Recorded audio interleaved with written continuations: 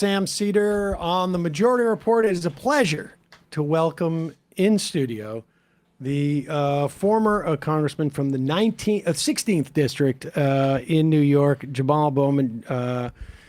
Congressman, real pleasure to have you in studio. Very excited to have you be with you. It's an honor.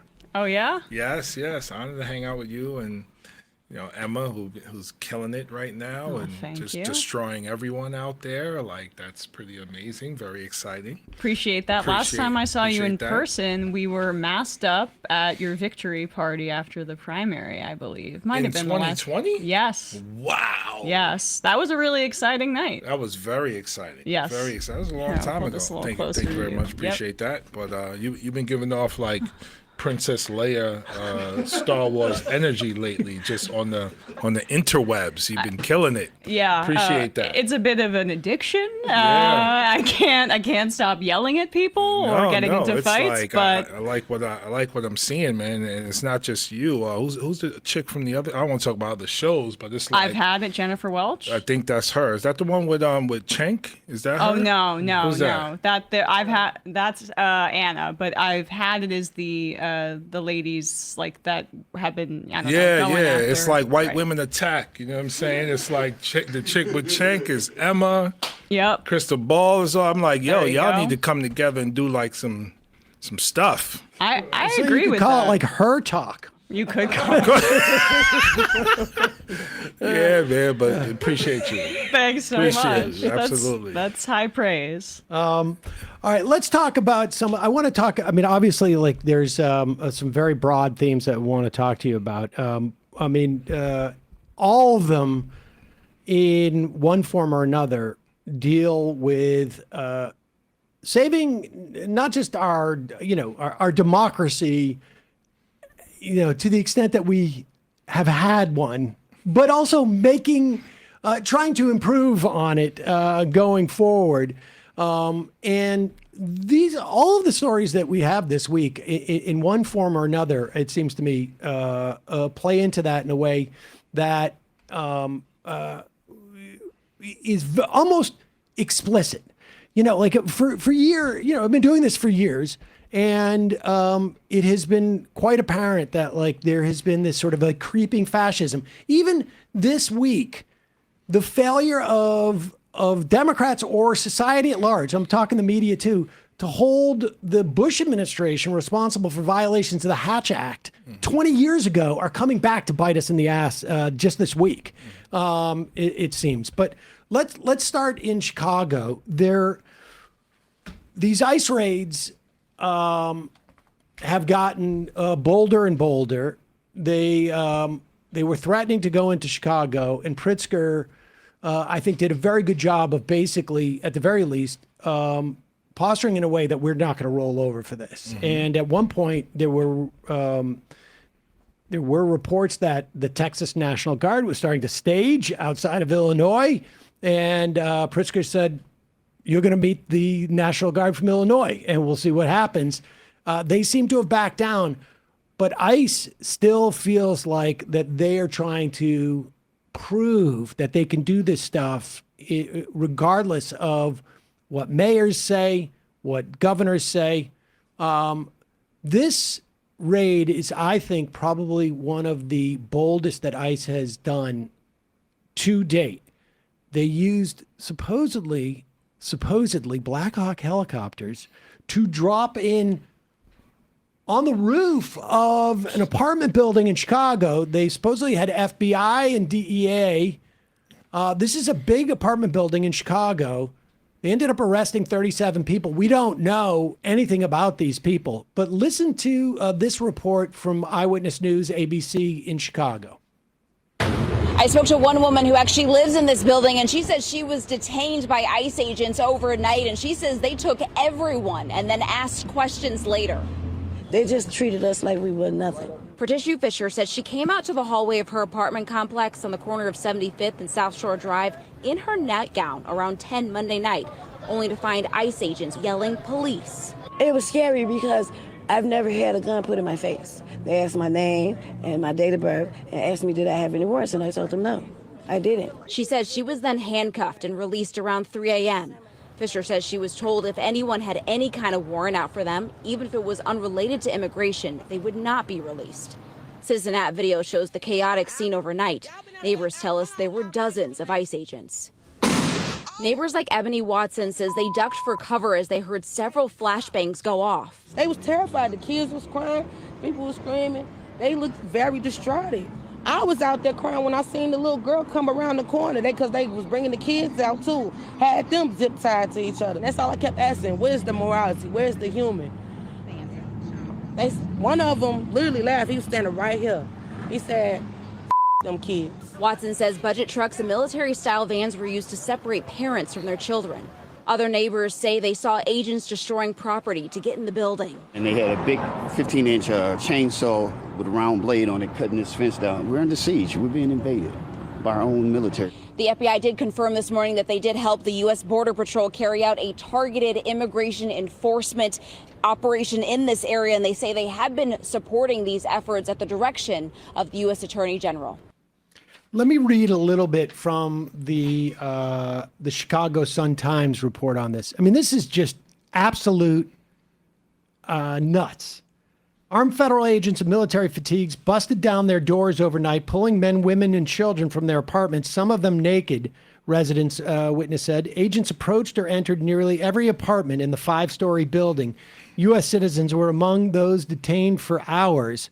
On Wednesday, toys, shoes, and food were still in piles in the building's hallways. Property managers were seen throwing mattresses and broken doors into dumpsters. The Department of Homeland Security, Border Patrol, FBI, Bureau, ATF arrested 37 people. DHS said some of those arrested, quote, are believed to be involved in drug trafficking and distribution, weapons crimes, and immigration violators. That's a pretty low standard. The feds claim that South Shore neighborhood was, quote, a location known to be frequented by Tren de Aragua members and their associates, but DHS gave no evidence to support the assertion. Authorities did not confirm that any of the people arrested were members of the Venezuelan gang. Alleged Tren de Aragua members have been charged and detained in the city recently as August, but the Chicago Sun-Times found little evidence tying them to Chicago. Roderick Johnson, 67, one of the many residents detained by federal agents during the raid, a U.S. citizen, he said agents broke through his door and dragged him out in zip ties. Johnson said he was left tied up outside the building for nearly 3 hours before the agents let him go. I asked the agents why they were holding me if I'm an American citizen, and they said I had to wait until they looked me up. I asked if I had a warrant, and I asked for a lawyer. They never brought one. They used flashbang grenades, as we heard in that video. Watson, one of the people living there, said she saw agents dragging residents, including kids, out of the building without any clothes on into U-Haul vans. I think it was actually budget vans, and kids were separated from their mothers. Stuff was everywhere. You could see people's birth certificates and papers thrown all over. Water was leaking into the hallway. It was wicked crazy. Jones, who lives on the 4th floor, said most of his neighbors were Venezuelan and often took turns cleaning the hallway because the property owners did little to maintain it. They were cool people, Jones said as he looked into his next-door neighbor's unit. They didn't speak a lick of English, but we used translator apps to talk to each other. Classic Tren de Aragua activities in taking care of the public spaces in their buildings. Just that one other paragraph there I think is important too. Jones and Johnson said they believed the landlord would kick out the remaining residents from the building, which public records show had previously received code violations. Owners of the property could not be reached for comment. This is the second story we've covered where a sort of seemingly slumlord landlord basically has blamed Tren de Aragua for the dilapidation of the buildings and are using supposed gang activity as a pretext to both neglect the tenants there and then try to kick them out because clearly they may want to raise rent. I mean, this is an epidemic. Yeah, man. I mean, you know, when you look at the building, and I know a little bit about Chicago, not a lot, but that sort of building, you could presume it's in a lower income community with people who are, working class,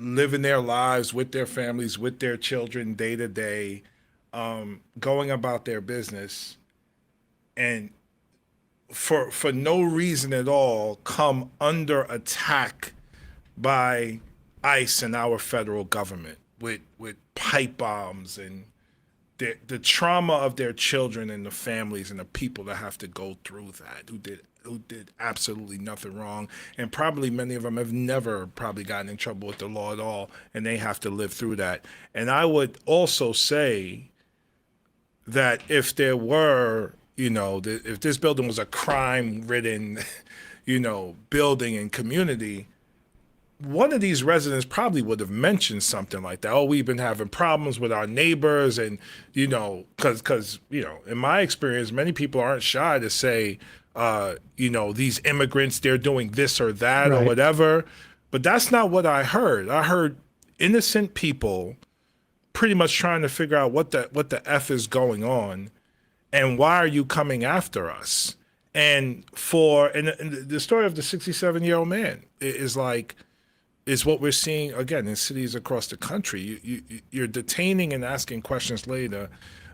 You have him in zip ties, sitting for 3 hours, only to let him go.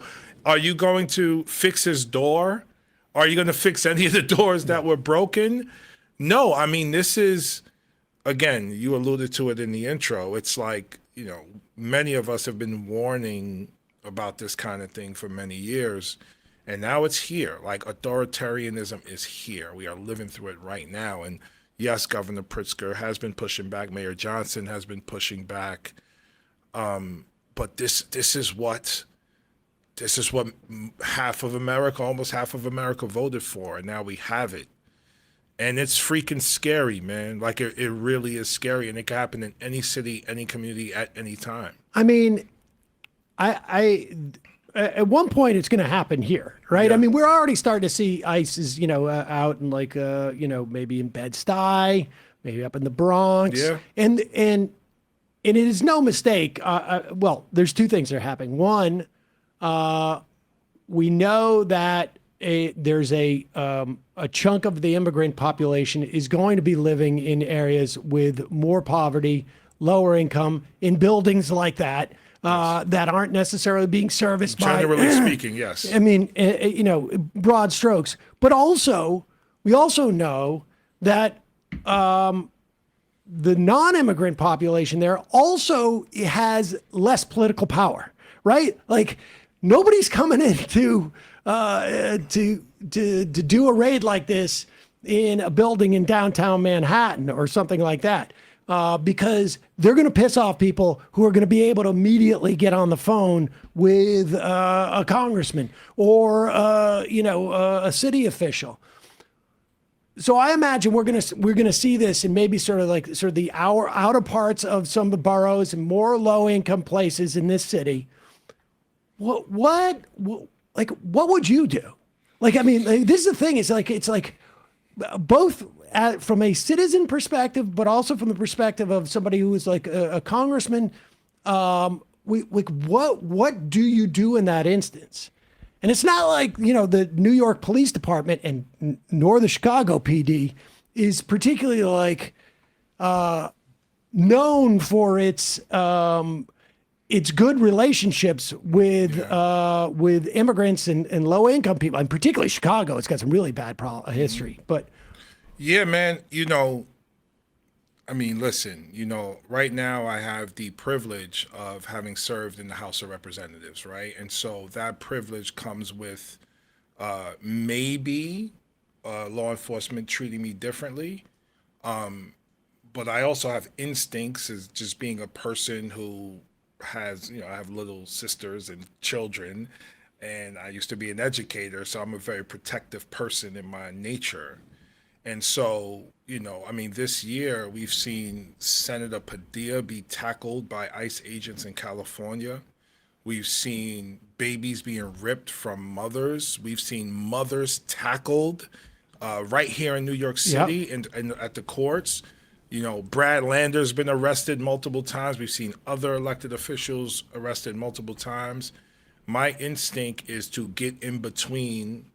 I'm talking Jamaal Bowman's instinct is to get in between the agents and whoever they're trying to take. In addition to that, and this is kind of what I've been doing just on my own time, just ensuring that communities like the one we just saw are connected to the right resources and the right people, including members of Congress. And so, Make the Road is an amazing organization here in New York that has like lawyers at the ready to support families and whatever their needs are. Yesterday, I got a random text, from an immigration lawyer saying, hey, migrants are being texted to go to this random facility in the Bronx to have their paperwork dealt with.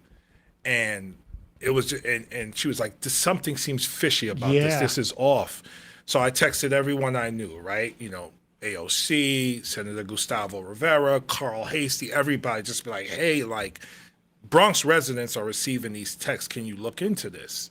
And, they looked into it and they was like, yeah, my staff is saying like, this is bogus. Tell people to stay away, et cetera, et cetera. So ICE is trying to like set people up in these sting operations to go to a random place and get snatched up. And that's the other thing, right? Like the Trump administration promised us that they will go after the hardened criminals, right? The people, looking to bring harm to American citizens, quote unquote, and they're going after innocent people, man, who are just going through the process of finishing their paperwork so they can become citizens, and it needs to be repeated over and over again. Coming here seeking asylum does not make you a criminal. Like seeking asylum in the U.S. does not make you a criminal. You're allowed to do that. We have laws in the books that support you in doing that, and then we help with the paperwork so that you can become a citizen. Trump is treating every single migrant as a criminal, treating naturalized citizens as a criminal, and now we're going to see him treat black people as criminals, as he has always done anyway. Well, can you talk a little more about that? Because I'm seeing how broken windows policing is basically now being federalized. And that's broken windows on like steroids. I mean, they're literally breaking windows. But it's just this merging of using, say, the expanded powers after 9/11, right? The war on terror, the Patriot Act, the increase in surveillance, that federal policing, and merging it with things like, the gang databases that have kept so many communities in cycles of poverty, and using that as justification to deport people. And it feels very much like the way that communities of color and poorer communities and cities have been treated by local police. They've taken that in the Trump administration and put it on steroids to use it to purge and really ethnically cleanse these communities of immigrants. Yeah, that's a great way to put it. And it's not just the ethnic cleansing of immigrants. It's the, and I never thought about it in these terms until you just asked this question. It's almost like the ethnic cleansing of black American citizens into the prison industrial complex. Right. So that they can work as slaves. And so we're talking about communities that have been historically neglected, historically underfunded. We're talking federal policy like redlining that has historically devalued these communities, and globalization where manufacturing has gone overseas in a race to the bottom in many of our blackest cities like Detroit or Philly or Yonkers. And people were left with no economic opportunities and more police, right? Mass incarceration started decades ago under, I believe it was Nixon, and then on and on and on. And so that's the history of it, and it's still happening today. And what we've seen that works, and again, if the Trump administration was serious about this, but we know he isn't, what works is investing in hyperlocal solutions in those particular cities, like what Mayor Brandon Scott is doing in Baltimore. We see violent crime way down. What Mayor Johnson is doing in Chicago, violent crime way down. It's happening in places across the country. And what we know, and again, we got to continue to say this, when you look at, murder per capita, violent crime per capita, death per capita, the numbers are higher in red-led states and red-led counties, not in Democratic-led states and counties and municipalities. We have to keep saying that, yet Trump is doing nothing there, right? So this is, and again, is very scary. And what I have talked about and seen from people in the African-American community in particular, we're just kind of, falling into like self-preservation mode. Like, let's just do whatever we can to stay out of the way so we don't get caught up in everything that's happening, but they're going to come for us anyway, right? Which Chicago's an example of that. Yeah. I mean, this is the immigrants are the sort of the low-hanging fruit of the day. At different times in in this nation's history, it's been other marginalized people. In other countries, it's been other people who had marginal political power. Just to the point that Emma, that you were making in terms of like the stop and frisk, there's a lawsuit. There was this Alabama construction worker. Maybe you saw the video. He was beat up by ICE in May, and he had shown them his real ID. Like literally the real ID, the new one, that is basically your federal papers. And they didn't believe it was legitimate. It turned out it was. He then went back to work, a construction worker, U.S. citizen. And then they got him again, did the exact same thing on a different job site. He is suing now in a class action suit demanding unconstitutional illegal immigration enforcement tactics cease. And in response, the Department of Homeland Security put out this statement. DHS law enforcement uses, quote, reasonable suspicion to make arrests. I mean, you're brown laughing. Skin. Well, Yeah. I mean, brown skin is reasonable suspicion. Exactly. It is not probable cause. There is no, that is a novel use of reasonable suspicion to arrest people. Reasonable suspicion is when you can maybe search a car and find something that provides probable cause that a crime has been committed to make an arrest. What makes someone a target for immigration enforcement is if they're illegally in the U.S., not their skin color, race, or ethnicity, which is exactly the opposite of what DHS submitted to courts in California when they wanted to go after. Like, you're speaking Spanish? That is reasonable suspicion that you're an undocumented immigrant. You're working, doing like some type of like landscaping, reasonable suspicion, et cetera, et cetera. And that's where we are at this point. Well, you mentioned Arizona, right?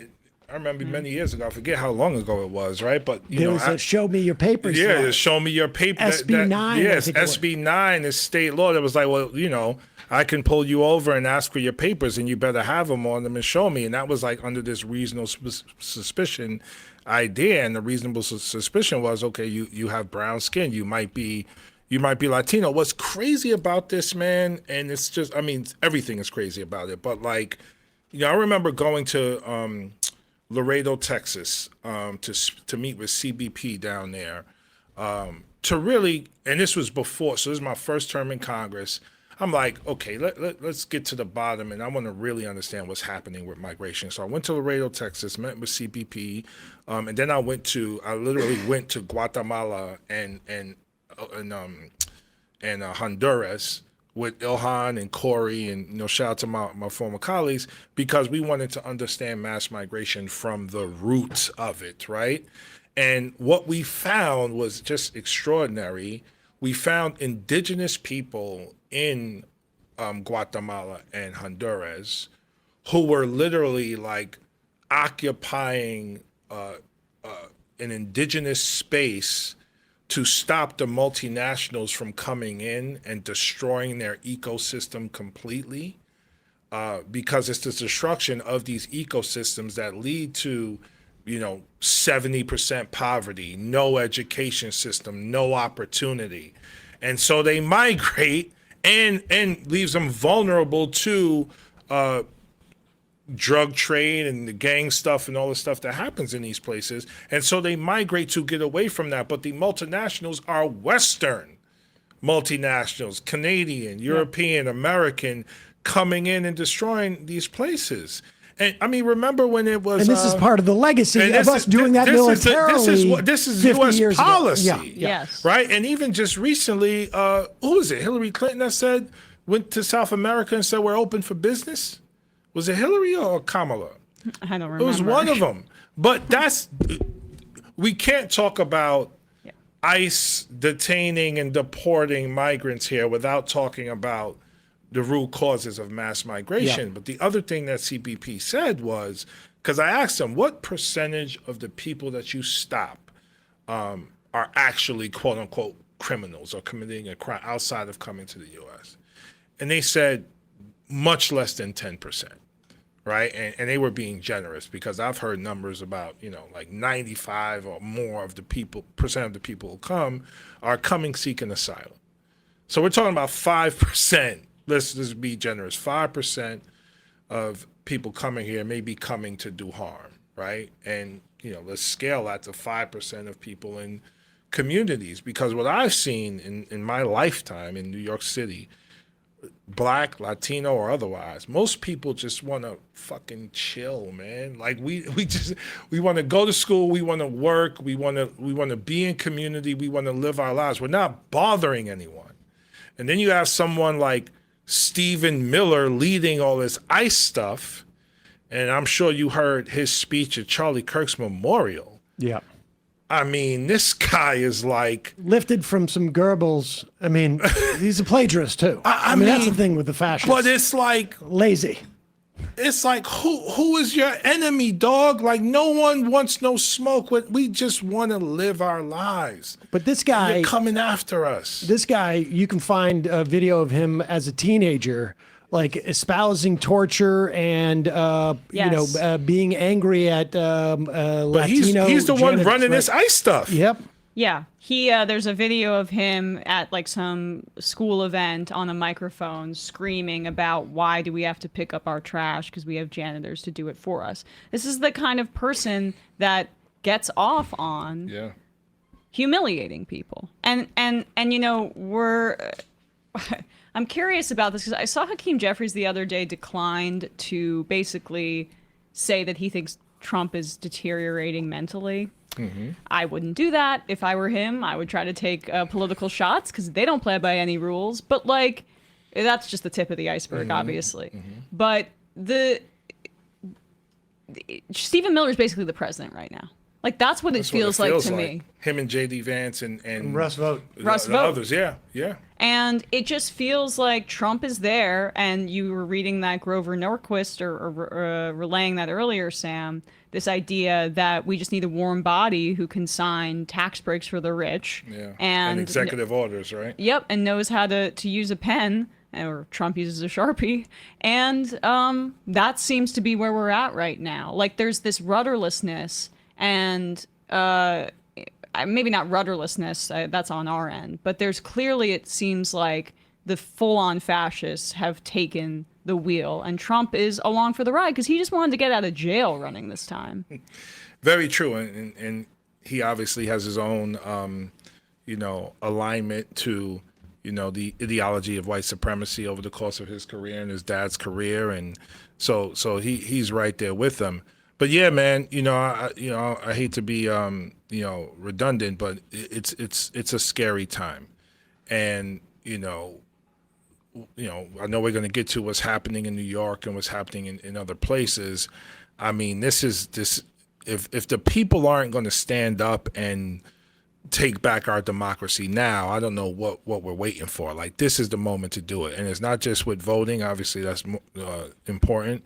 But it's with organizing, it's with our intellectual resources, our capital, our time, our building of community. I mean, now is the time to push back relentlessly on all of it. And if this thing has any chance of surviving, we'll see in 2026 and 2028 what that looks like. But that, like, this is some scary stuff, man. There's some scary stuff. I want to circle back to New York City because I know you've been working in support of Zohran Mamdani, and but let's talk about what's happening on a federal level first in terms of the shutdown. Like, what's your how would you? I don't want to say grade, but like what are you seeing this time around in the way that the leadership is dealing with this? Because I mean, it's marginally better than the last time when it was easier for them to deny what was actually going on, I think, or what was about to happen, et cetera, et cetera. But what is your sense? It's Congress is a joke, man. Like I mean, it's just, so I'm not even really leaning in or really paying attention to how leadership is dealing with it, quite frankly, because I've been around this block like a million times. And when I say it's a joke, it's just particularly under Republican control, it's even worse than under Democrat control, because these Democrats, seek to govern at least a moderate level, right? Right. We the Democrats at the very least are gonna like do what's necessary to ensure the government doesn't shut down. Like we would make sure that doesn't happen. Republicans there, and again, I've only experienced the Trump era. I don't know what it was like under Obama and Bush. They're not serious at all. And their whole thing right now. Do they know they're not serious? I mean, I think so. When you talk to these guys in the hall. I think so. I think they know, man, because again, I was there for 2 terms, 4 years, and I started to feel and realize like, oh, this is theater. Like this is like wrestling. Like I'm just a character in this effed up play, and I have my role to play as the progressive guy, and that's just what, at least in the House, right? The Senate may be a little different because they get 6 years. In the House is 2 years. You govern maybe for 6-9 months, and then you're running. Right. Your hair's always on fire. You stay in your pocket of talking points and of the theater of what it's supposed to be. And you play your role, and that's so for the Republicans who have been there for 2, 3, 5, 10 terms, they know what it is, right? And so it's just, and it's heartbreaking because a person like me and like Corey, shout out to Corey, she just launched her re-election campaign. People, working class people go there to really do stuff for people. And so I couldn't fathom how we can't raise the minimum wage, or how, the first iteration of Build Back Better didn't have anything for affordable housing. How does that happen, that the bill proposed by a Democratic president at the time didn't have affordable housing, and Maxine Waters had to force the White House to put it in? I couldn't fathom, as a middle school principal who's every day I got to make sure my kids are okay, I'm going to the most powerful, democracy government in the world, and we can't do basic shit for regular people. I just couldn't fathom it. And so when I see his government shut down, it's like, okay, Republicans are on their BS. Democrats seem to be holding the line a bit stronger on certain things, which is a good sign, because the last time it was a joke.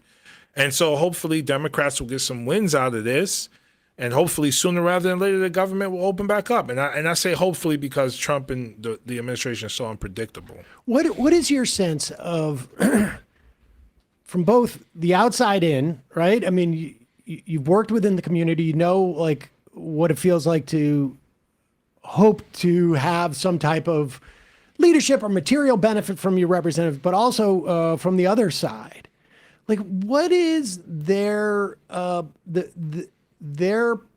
how much of a difference does it make when, regardless of what the material outcome is of this, but the stances that the Democratic leadership are taking this time versus last time, how much does that filter in? How much does that impact what's happening to people's sort of like sense of what's happening outside? Like, I mean, is there I'm curious of what your sense is of that and what your sense is of their sense of it. Like, because a lot of times it looks like Schumer and Jeffries, they think their audience is basically just everybody in the Morning Joe studio. And there may have been Especially a time. Schumer. Yes. Yeah. But there may have been a time where that was largely true, but I don't think that's true anymore. Yeah, I think, and it goes back to what I was saying before about being in the House and having to run every 2 years and the hair always being on fire. Every member is hyper focused on their districts, right? Like hyper focused, like what's happening in my district? What happened last election that led to me winning, and let me make sure I stay within that pocket so I can win again. And then Hakeem is looking at that as a leader. Jeffries is looking at that, locally, but also nationally, right? And aligning with frontline districts more so than a vision of what America is supposed to be. So frontline districts are like swing districts, right? And so what is it? What is it? DCCC, I think it is. Yeah. So they raise money to support swing districts, and these are important districts, right? Because you have someone like Johanna Hayes in the in the swing district, and she might win by like 0.2%, and we need to win that seat to have the majority. What's always frustrated me is in these districts, you may have 20, 30% of people voting, maybe 35%. And so there's another 60, 70, 80% of people not voting. Like, could we put a plan together to maybe dramatically increase zero prime voters so that we can crush the next election versus just playing this moderate in the middle, not to lose versus play to win kind of politics. And so everyone, again, what Zoran just did with in the New York City primary. So everyone's hyper focused on their district. Hakeem is hyper focused on the country through the lens of DCCC, in my opinion, which I don't think is always the right lens. And many of them move, and I'll bring Schumer into this now, move in a way where okay, how do we win the majority here, win the majority there through a narrow lens? And they're not, in my opinion, aware of what the majority of working class people in America care about. And it's just they're just moving with this DCCC, and then underneath that is the DCCC, the DSCC, the DNC, the political class, big money, special interests. So that is the brain trust of Congress, not the people. And what's so exciting about, I'll put myself in there, but me and Corey and AOC and Ayanna and Ilhan and Rashida and Greg Kassar and Summer Lee and Deal. What's exciting about us is we're about the people, man. Right. And this is supposed to be the people's house. And again, Citizens United, all that shit, special interests control that place. But I just want to the consultant class believes that it's much harder to get that any part of that, whatever it is, 60% that doesn't vote, 40% doesn't vote, whatever that number is, than to convince some 5% in the middle that swings. Of course, if Ezra Klein is leading that freaking conversation. Yes. Of course. He often is. I don't want Ezra Klein to come to the Bronx to try to persuade people in the Bronx to vote a certain way. That's the problem. But let me We're listening to Ezra Klein and John Podesta. And no disrespect, man, but dog. Anyway, finish. Go ahead. Well, have you seen examples of, because Mamdani was able to get a primary vote out that was the biggest primary vote in the history of the city. And so obviously mobilizing people who haven't voted in the past. So it's sort of there's evidence that can be done. It just happened. But it's disregarded because, it's young people, whatever the excuse is. Mm-hmm. But have you seen has there been an example, and we have examples of people who have done that in the context of that you mentioned, the squad, sort of largely from blue districts, so that's sort of discounted. Well, there's some, but the idea that you can motivate people in a blue district versus motivating people in a purple district, it doesn't necessarily logically follow that you can't do that. I mean, there are every types of people in every district. Yeah. Have you ever seen a situation where somebody's perspective turned toward that way? Like, it's one thing to say, okay, I came from, I mean, I remember your race. I'm about to say, I'm one of the examples, but go ahead. I interviewed you when you were running in that primary, and you were an educator, and you came in with that attitude. Are there people, have you seen examples of people who came into Congress with a different attitude and then developed that attitude as a way of like, this is how I can win in the future? No, I wasn't there long enough to experience that in that way. But one person who I think kind of captures what you're saying, he was a House member that ran for U.S. Senate in New Jersey, Andy Kim. Right. So, Jersey can go either way. There's been Republican governors, et cetera. But I think the way he practices politics is a good way to practice politics, meaning he talks to everybody and he's great at communicating and he listens well. And he's really clear on his objective of serving people, but also making this a state for the working class in New Jersey, but a nation for the working class, right? Versus the special interests. And so, no, I wasn't there long enough to see someone like a Jahana Hayes, to use her example, go in, with a very thin victory and then grow the electorate in her district and then crush it the next year. There might be one that I'm not thinking of. I feel like Pat Ryan is, there's some issues that I don't necessarily, and he's 18th district in upstate, but he's a guy who's who, it was a weird time when he got in because he had to run 2 or 3 times in one cycle. But, and I don't love all of his issues, but he's pretty solidly in a economic populism and he was a county supervisor and a pretty good one, I think, too. This is what I'm saying. So that's a very good example, right, of Pat Ryan, who's a bit younger, has been a good leader before then as a county executive, which is a big job and a serious job and a big deal. He did that effectively, got in, right, and I could definitely totally see him growing the electorate there. He's one of those kind of people. But again, they all fit a characteristic, right? So maybe a little bit younger, and by younger I mean under 50, right, or under 55, has done something before that shows you have some chops, right? I was a middle school principal. People may not think that's a big deal, but trust me, if you could run a middle school and engage the parents, respectfully. There's a lot of different constituencies you've got to serve. And there's a skill set that you need to do that translates to elected office, just like county executive or even a state rep or a local rep.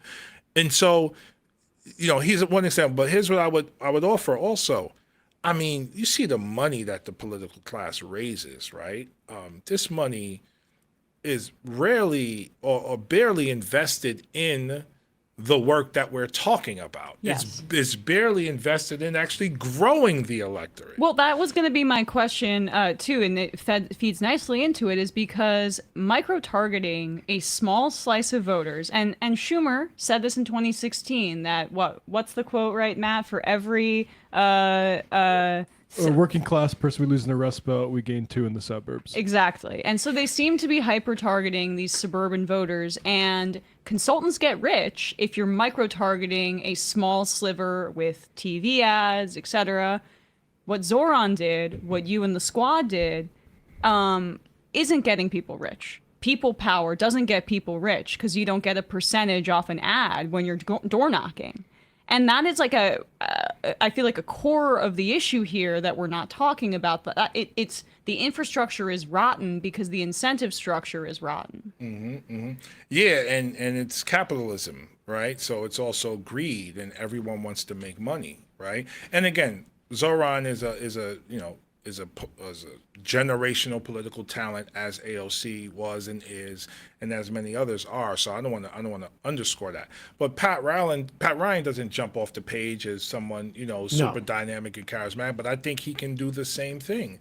And Zoran also did micro targeting, right? Like all of a sudden we're talking about the Bangladeshi community in New York more than we ever have, the Pakistani community more than we ever have, the African Muslim community more than we ever have, not just Black, Latino, white, East Asian. We're talking about everyone.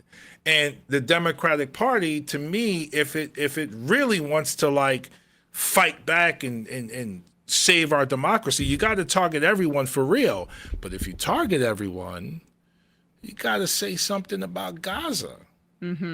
Now, if you start, you know what I mean? And so this is what I mean by like the special interests, right? And so when you can't, I mean, even before the genocide, I mean, they wouldn't say apartheid. They wouldn't say military occupation. No, you had Israeli, they wouldn't even say those words. You had former Israeli generals and top politicians saying apartheid before a Democratic politician would in this country. And I heard you on Crystal Kyle and Friends speak about how AIPAC tried to recruit you.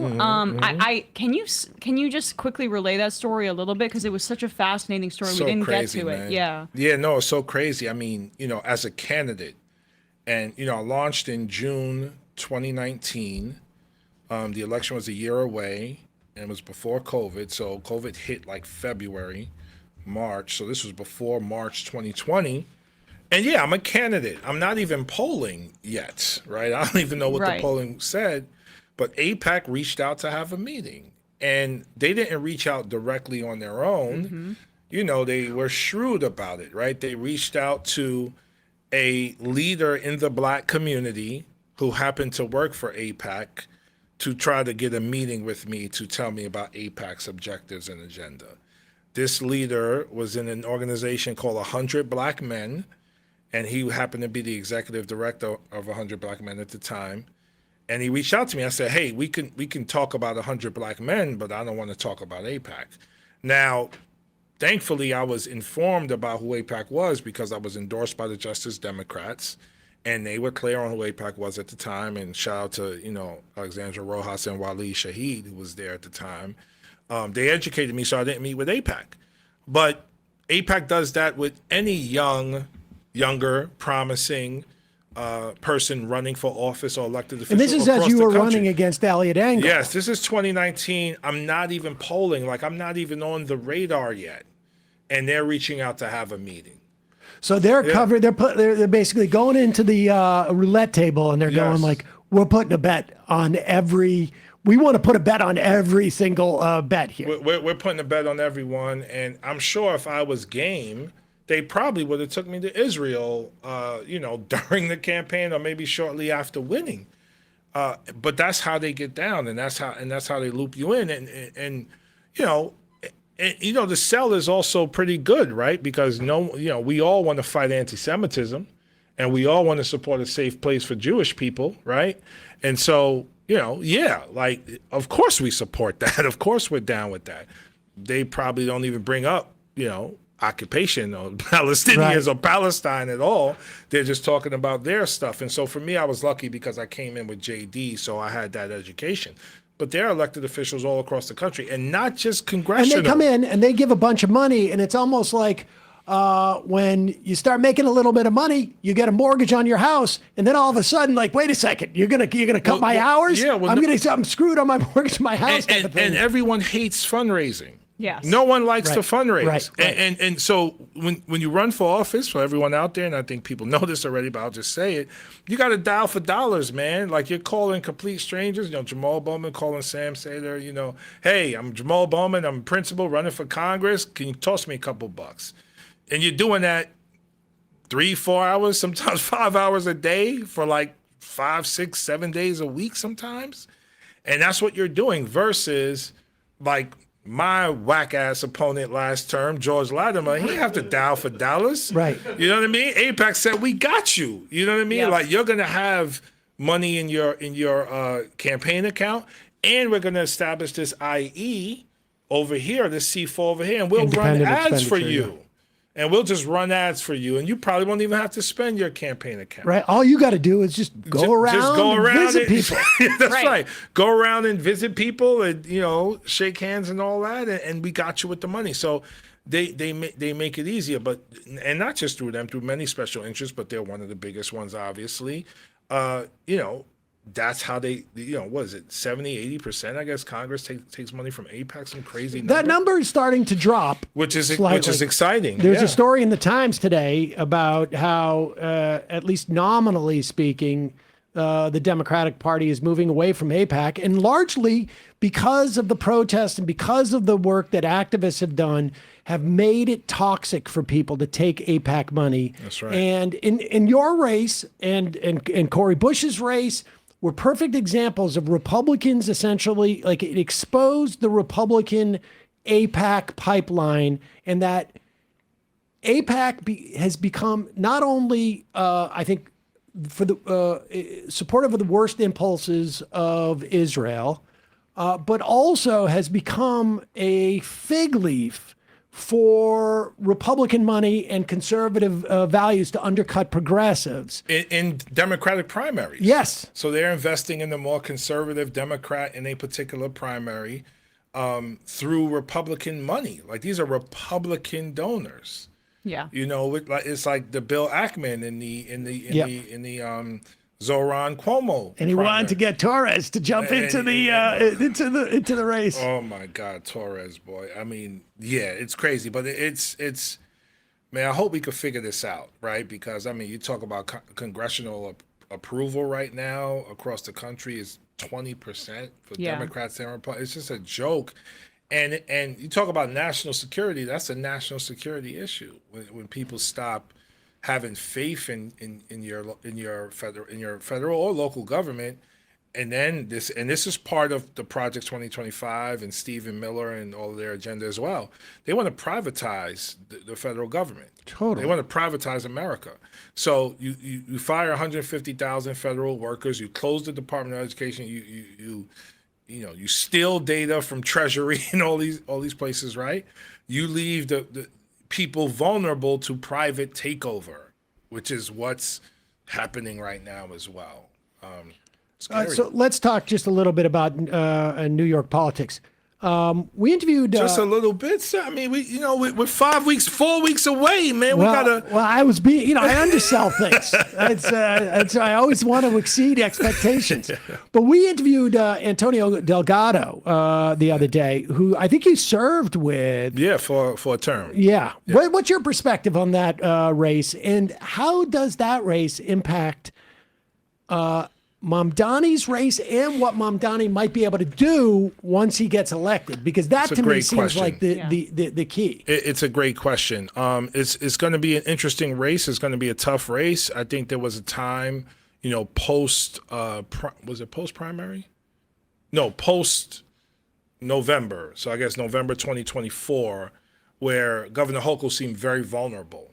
Right, and you had people like Richie Torres out there talking junk and all that stuff that he might run, but I think she's stronger now, because I think she's been pushing back strongly against Trump. She something that's underreported. She put in this like cell phone ban in place in New York City public schools. I'm a public school guy. Yeah. And all I do is visit public schools, a few a week, and the teachers and everyone are raving about it.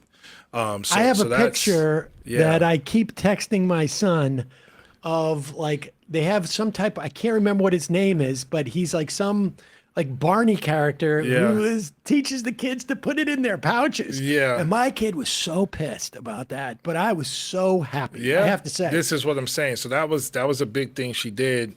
But to your question, the point of your question, she's about to send out checks for $400 to everybody. That's a Trump move right there. Maybe she'll sign them and put Kathy Can I on just the say, check. just on that thing, it is the greatest waste of money, it seems to me, because it's all going to be It's going to be subject to federal tax. So we're at a time where Trump is defunding New York State. We're going to be sending out money that New York State has already collected, that everybody has already sort of like emotionally let go of. She's just going to give them money as a way of inflating her value to them. And then you got to give that back to Trump, who is not going to send it back to New York. To me, that is, I mean, there's an opportunity there. You know, people ain't trying to hear that though, right? They're like, "Yo, give me my check so I can do something with smart it." By her, yeah, exactly. She's trying to fortify her left flank, absolutely, right? And that's why she reluctantly endorsed Zoran. Well, this is where I was going, right? Yeah, and so, you know, she reluctantly endorsed. It took her a while, but she did. Yep. She did it before Hakeem and Chuck, right? And I don't. Everybody has. I don't think. Yeah, I don't know. I think Andrew Cuomo is going to endorse Zoran before they do. And I think Hakeem is going to do it. I don't think Chuck is going to do it, and I definitely don't think Gillibrand is going to do it. But she did that, right? And you know, Zoran has some very specific policies that are going to need state support. Yes, like universal child care. And so if she leans... Even the free buses? Even the free buses also, yep. But if she leans in and does universal child care, that's going to be huge. How much is Delgado in the race forcing Hochul to do these things? Because the idea that he was that was my sense at the beginning of this. Yeah. I mean, because it's a race, she right? She can't allow there to be space on her left flank in a way that she could have if Delgado was not in that race. 100%. And by left flank, we're talking about, but that also means like people can't go to sleep after Zoran wins, right? And hopefully he wins. You know, he hasn't gotten there yet. We need for people to stay engaged because that race is next year. And so take a break, take a breather, but get right back on it because it's our organizing that continues to put pressure on Governor Hochul as well. So I'm encouraged by this because like the day after Mamdani won the primary, I was like, he is going to have a 12-month window to be able to go up to Albany where Kathy Hochul is going to be unable to publicly say no to Mamdani in that environment where Delgado is going. And he's going to have that 12 to 18 months, essentially. I would say less than that. So like 6 to 12. So he's, God willing, he wins in November, right? The budget is due April. And so I think 6 months, you got to have a big win in that first budget. That's what de Blasio... And that's where his peak leverage is going to be. Correct. And that's what de Blasio did, I think, with universal pre-K. You know, I think it was that first budget, even though, you know, Cuomo tried to stop him at every turn. I think Hochul would be more collaborative. I hope she would. I feel like what Cuomo did, too, at that time was put in a budget that was finite. Like there was not an ongoing, if I remember correctly, not an ongoing funding mechanism. And that funding mechanism only got put in place later after I think it was either Zephyr Teachout took a chunk out of him in the statewide election. The first run. And that's when he got a little bit weakened and again had to tack a little bit to the left and couldn't afford that fight. Yeah, he was such a dick. He's a huge dick. Yeah, man. Bully. Like just a bully. Blue Trump. You know, just operated as an emperor. So petty. I sat in a room around that time with about 40 or 50 social people who ran NGOs, some union people who all had dealt with Cuomo, and I can't remember who the Republican candidate was, but they're saying he is such an asshole in terms of like his willingness to axe our funding, to trash our organizations, that we feel like we might be better off with a Republican because they can't do this much damage to it. Now, this was a time when the IDC was still in progress, and thank goodness for Governor Nixon, who reversed all that in her race against him. Well, that's a really good point, and I want to just elevate that. Cynthia Nixon runs against Cuomo during a time where many are running against these IDC members in the state legislature. Cynthia gets about 35% of the vote. She loses, but many IDC members win. She made the New York, the voters in those districts understood what IDC was. That's right. That's right. For the first time. That's right. And so, because I because of ego and arrogance and all that, we're like, if you run, you got to run to win. You got to run to win. But our movement is not just about winning a particular race at a particular time. It's about moving the agenda, shifting paradigms, changing the conversation. I'll give you one very specific, quick example. I was coming out the gym in Level Fitness. Shout out to Level Fitness at the cusp of the Bronx and Pelham, New York. Coming out the gym, random black dude is like, "Yo, you started a revolution." I'm like, "What are you talking about, man?" He's like, "AIPAC, man, you started a revolution. Now we know who they are." This is a random apolitical black dude. They ran so many ads against me, right? And we told our own story about that everyone now in our area knows, and everyone across the country knows now because they did the same thing to Corey. And so we my friend Mondale Robinson Cobb, he's a mayor of a rural town in North Carolina. He's like, "Yo, we got to start framing you and Corey's race reframing it as a win." Because the fact that they had to spend record amounts of money to get you out, and now everyone knows who the hell they are, that's a win for what we're all trying to do. They become toxic. They're they are toxic. Disempowered in that context. That's right. That's right. So, yeah, we lost seats. But, shit, if JD comes back this term and gets 6, 7, 8 seats, which is not impossible because, funders are more engaged and small dollars are more engaged, I'll take that. So, speaking of which, what are you doing? I'm chilling, man. Well, you've been phone back. You've been you were one of the earliest people on the ground for Zoran. Got to give shout out. But we need you back in public service. Oh, I appreciate that. I mean, I kind of feel like I'm in public service. I do my little political and education thing. I mean, I want to be the hood Ezra Klein. You know what I'm saying? Like I want to be like, I'm the what do you call the hood whisperer, right? Where like I'm not talking to Ezra Klein, dumb shit. I'm talking like to real people on the ground who we're trying to pull in. I mean that I don't know if you saw the ad that we did with Zoran shortly after the primary at the Wu-Tang concert. Yes, of course. You didn't see this, Sam? Oh. Did y'all see it? Of course. Come on, Sam. I mean, my husband's a big Wu-Tang fan. He was really excited. Yeah. So that aesthetic, that political aesthetic, is Jamaal Bowman. Yeah. And so I'm trying to grow that locally and nationally. I'll be in Minnesota in a couple of weeks supporting young brother Omar Fatah there, who's running for mayor. We interviewed him. Yeah. So I'll be in Minnesota, and I think there's a Seattle mayor that is I don't know about. I'm learning about that one. I don't know if y'all know that one. You got to tell me. Following it a little, yeah. Okay, y'all got to let me know if this person is progressive enough for me to go and support them. But that's what I'm doing now, and by doing that, I'm given the opportunity to like really connect with and build community. Which is what we got to do. We got to, if I could use my platform and my experiences as a way to organize and raise money and do all those things, that's what I'm going to do for a while. And then we'll see.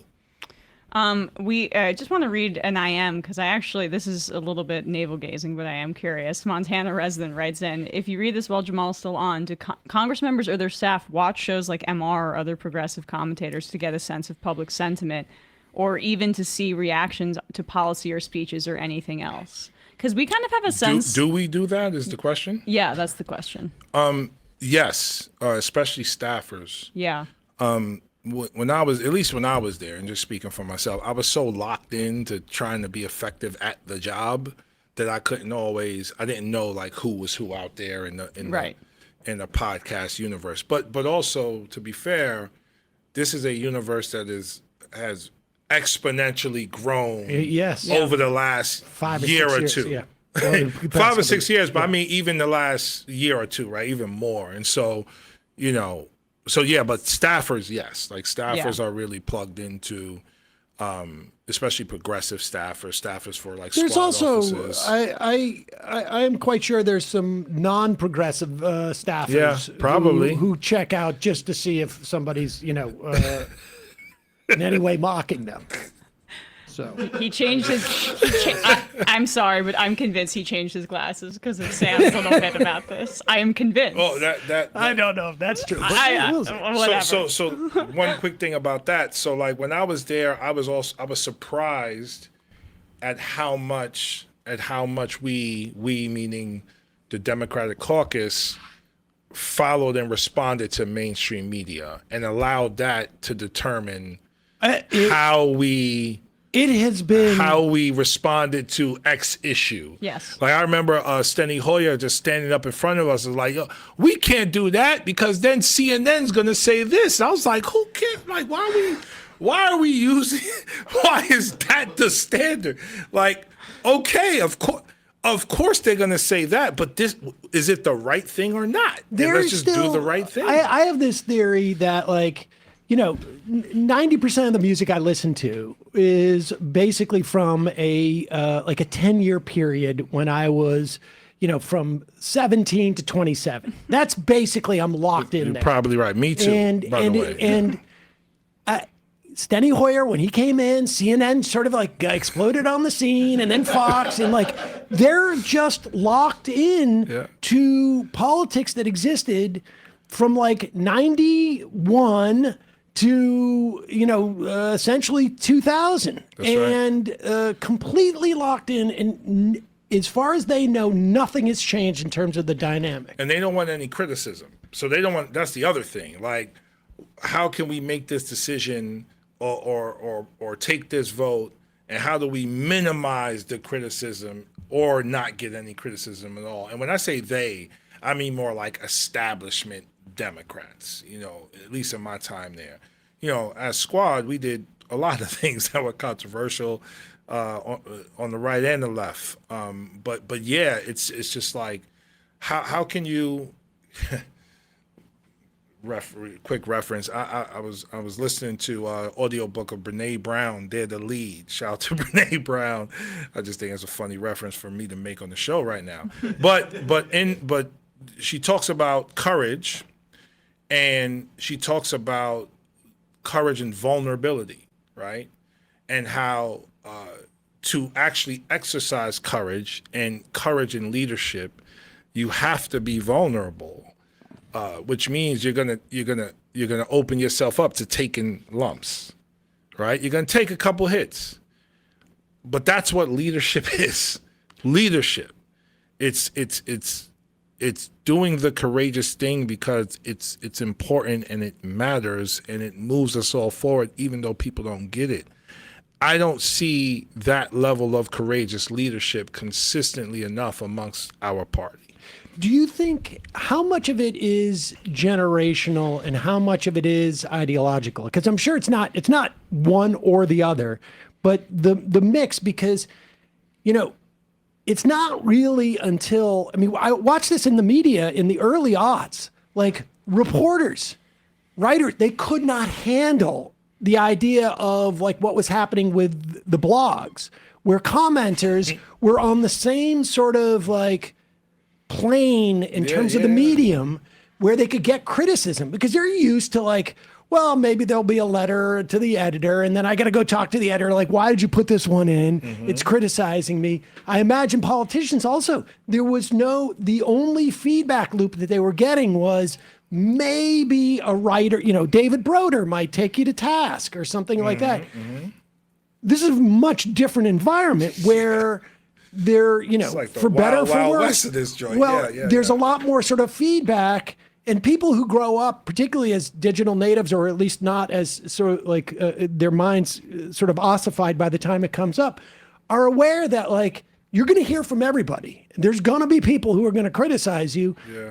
You just need to be able to maintain watch the horizon, as it were, as and go through the waves. Yeah. How much of this is generational? How much is ideological? The signal versus the noise, right? I think it's definitely generational, but I also think it's I think it's both, and I think it might be ideology a bit more, just because I think the ideology of establishment politics is to maintain the establishment, and continue to be in support of incrementalism, in a way where you're not going to drastically change the lives or meet the needs of the most vulnerable people in our country. And when I say maintain the establishment, and since Citizens United, I mean, that's just been big money. The establishment political infrastructure is supported by, capitalism, and what I call plantation capitalism, right? And so it all feels like it exists to maintain the racial caste system, the economic inequality, and even move further towards privatization of everything versus move towards actually helping working class people have dignity and the opportunity to access the American dream. And so that's an ideology, I think, that's in Steny Hoyer, who's been there forever, and Nancy Pelosi, who's been there forever, and some of the younger, more establishment Democrats. I mean, I run into... How aware are they that they have an ideology? Because they certainly present like, I'm not ideological about this. Yeah, I mean, I don't know. Because when I hear Ezra Klein talk, I'm like, is he even aware of like how he's coming off? Well, I don't know if he's even aware of it. Can you like? I have that question too. That interview, I mean, I was shocked. We read Ta-Nehisi Coates' op-ed that prompted this interview that they did, and it was like got so much attention. People were really, really exercised about the Charlie Kirk, kind of whitewashing of his entire career. And I'm seeing this almost like kind of debate online that represents so much of the fight within the Democratic Party. Like there was major backlash from, I think, many communities of color to see this like very prominent Democratic, like liberal pundit whitewash this racist. It was a bit, I don't know, shocking, I guess, to me to see how many people even cared. But you've referenced Ezra a few times, so I'm curious. Man. Like, and we should also say, Coates is not exactly a firebrand when it comes to economic populism per se, or at least that's certainly not where he was when he was sort of like on his rise. I mean, I think like he's far more, I think, conscious of the implications of race and of marginalized people. Broadly speaking, I don't know where, on the sort of like that was the tenor neoliberal, of that debate. but nevertheless, where Ezra seems totally oblivious to that, right? So when you say, Charlie Kirk was doing politics the right way, and much of, if not all of his rhetoric was just punching down on vulnerable people, and straight racist and sexist and transphobic, and then saying other wild stuff like calling for public executions to be televised, like just wildness, right? So how is that practicing politics the right way in alignment with the way Ezra Klein thinks we should practice politics? How is the action of going to colleges and having conversations with college students separate from what he actually said out his mouth? And how are we not the guy's organization has a watch list of well over 100 professors.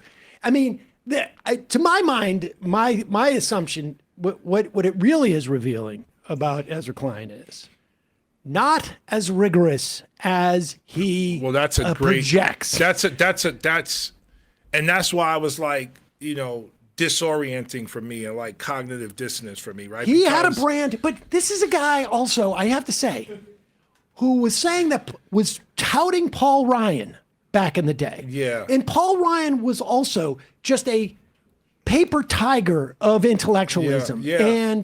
And so this has always been there with Ezra. It's just that there is an awareness by the Democratic voter. They are getting more sophisticated as to what is actually going on. You can see it in the numbers of like what they wanted for the shutdown. Like the polling numbers on this shutdown are very different than they have been in years past. Compromise, issues like this. There is an awareness amongst a set of Democratic voters who were sort of like the classic, I elect my people, you guys take care of it, I've got other stuff to do. They're aware that there's like, wait a second, there's a problem here. And the Republican Party is not, this is not Bill Weld anymore, or, George Herbert Walker Bush. It's a different ball game. Now, I would also argue George Herbert Walker Bush was very problematic, but I was a little more sensitive to it. No, but I think you said the right word, rigor, like the lack of rigor, right? Like the New York Times, of course, a lot of criticism nowadays, but over the course of my life was considered like the eminent, like the standard as it relates to like journalism and reporting and rigor in like all of journalism. Right. And Ezra Klein is a celebrated columnist for the New York Times. So one would think that his level of rigor and intellect would be at a level that raises others up to reach a particular standard. And when I saw what he wrote about Charlie Kirk initially, I just thought it was super lazy and like mad, like disrespectful, to put it lightly. Like Charlie Kirk was saying like, I'm paraphrasing here, black women are not as intelligent as a... If I see a black guy flying this plane, I'm nervous because I think he's there because of DEI. So Ezra, you're co-signing that? Yeah. Like what? Right? With Ketanji Brown Jackson and all like crazy that he would even hint at co-signing that, but he did, and he did it openly. Yep.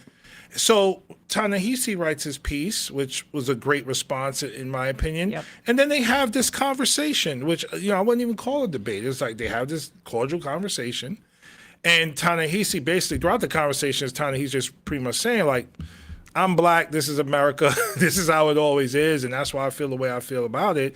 And I can't believe you whitewashed him, and again, I'm paraphrasing all of this, when he was, you can argue, a hate monger. And what bothered me about their conversation, and again, I can't even call it a conversation because it's Ezra on his platform asking the questions. Ta-Nehisi would say a particular point of view that I thought was very strong and powerful. He wouldn't respond. Ezra wouldn't respond, It was yo. insane. Listen, I got news for you. I've had him on this platform, and he has the exact same, which is same mechanism, same disposition, which is not even. Again, that's not how you have a conversation. No. Conversation, you say something to me, I acknowledge it. Yes. I reflect, I have some reflection on what you said, then I make my point. Yes. So I respond to what you said first, then I pivot to like what I want. That's human communication 101. Well, the part that Ezra really didn't do that at all. And Yeah. so every time, I'm sorry, I'll let you No, finish. no. But every time Ta-Nehisi responded, and again, like, Ta-Nehisi and I are about the same age. Every book I read by him, I feel like he's writing it for me. Yeah. Black Men in America, he's Baltimore, I'm East Harlem, Upper East Side / right? So I feel like this is my dude. So he's responding as a black man with a certain level of passion and, of course, brilliance. And Ezra's not even acknowledging him. And I'm just like, this is what it is to be black in America.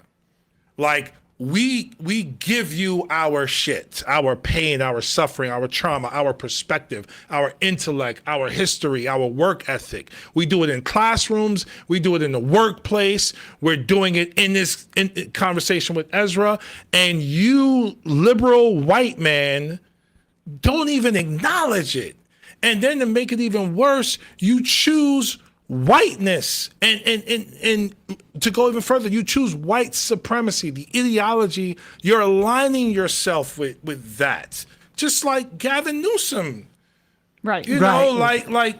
But so anyway, but to add to I don't know if this part struck you, but for me, where I was like, oh my God, was when Ta-Nehisi goes into this,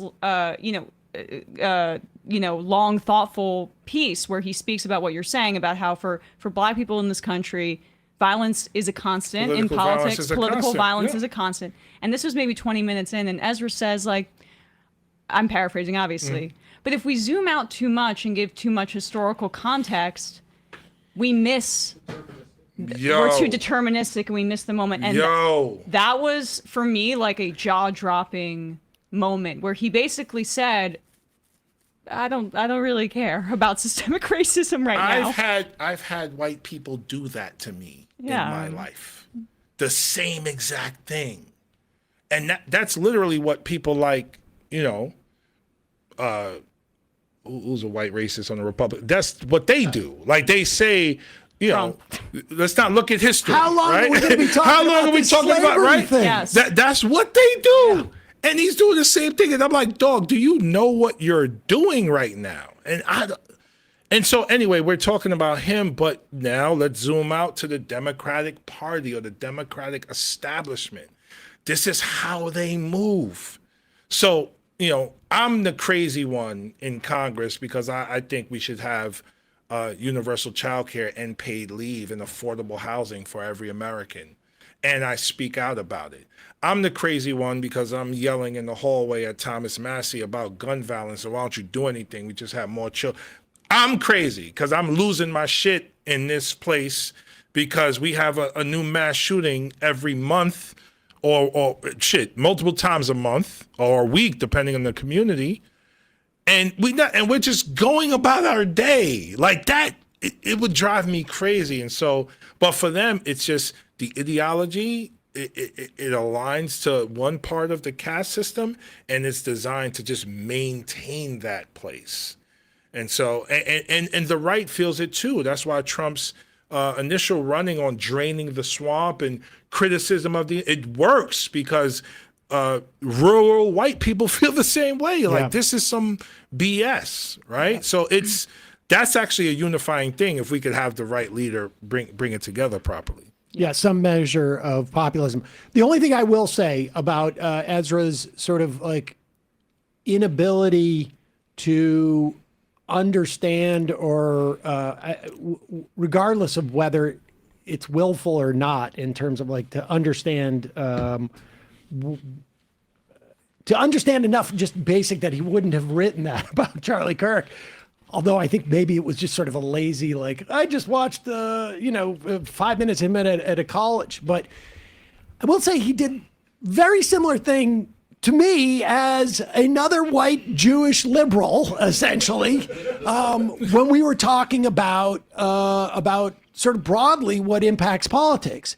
He's very consciously, I think it's I've always had a perspective because I remember when he was an intern at American Prospect, and so it's been 20 years I've followed his trajectory, and I always thought it was an obliviousness, but I think there's actually there's brand management that's going on there, and a sense that that same sort of dynamic of there are certain doors I need to keep open that maintain my my status wherever it is, and one of them is to sort of ride above at various times some measure of investment in politics, emotional investment, intellectual investment. There's always an attitude of whoa, you're getting carried away type of thing. We got to maintain this thing lest I lose my position. Yeah. In this whole grand scheme of things, right?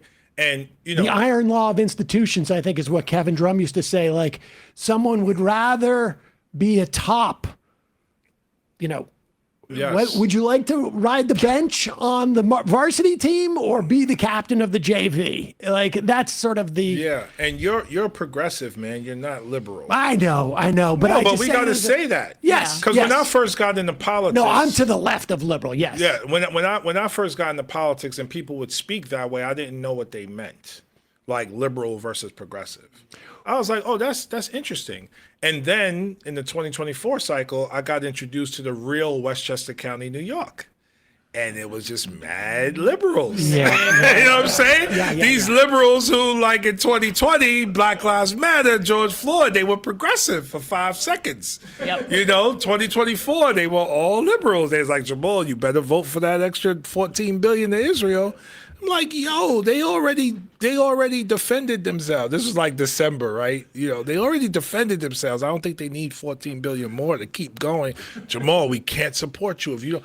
I thought you were Jews for Jamaal. Like, this was a Jews for Jamaal call I was on. I thought y'all were my people. They shifted. They went from progressive to liberal. But isn't that though exactly what Ezra was saying about Yes.